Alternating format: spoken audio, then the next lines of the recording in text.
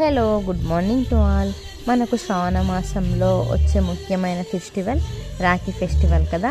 నేనైతే మామూలుగా ఎప్పుడు రాఖీలో ఒక 2-3 డేస్ ముందే తీసుకునేదాన్ని రాఖీ పండుగకు. కానీ ఈసారి రాఖీ కడతానో లేదా అన్న డైలమాలో తీసుకోలేదన్నమాట. సో రాఖీ ఫెస్టివల్ రోజైతే తీసుకోవడానికి వెళ్ళాను.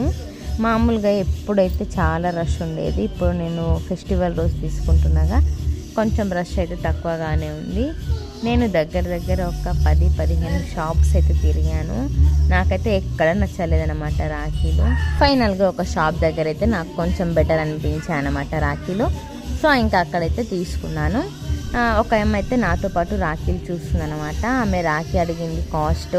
షాప్ ఆయన నుండి ఇట్లా చెప్పాడు ఇంత రేట్ అని. ఆమె ఇంత రేటా, తక్కువ చేయండి అంటే, మీరు ఈ రాఖీ కడితే మీకు 1000 రూపాయల చీర గ్యారెంటీ అని అంటున్నాను అన్నమాట. ఇవి వాళ్ళ బిజినెస్ పెంచుకునే మాటలు. ఒకప్పుడైతే రాఖీలు అయితే మన అన్న కానీ మన తమ్ముడు కానీ హ్యాపీగా ఉండాలి, మనకి ఎప్పుడు రక్షణగా ఉండాలి అన్నట్టు రాఖీలు కట్టేవాళ్ళము. కానీ ఇప్పుడైతే మా అన్న నాకు రాఖీకి ఏం తెస్తాడో ఏమి ఇస్తాడో అన్న ఉద్దేశంతోనే రాఖీ కట్టడం అయితే ఎక్కువైపోయిందనమాట. అంటే అందరు అలాగే ఉండరు, ఎక్కడో కొందరు అయితే అలా ఉంటారనమాట.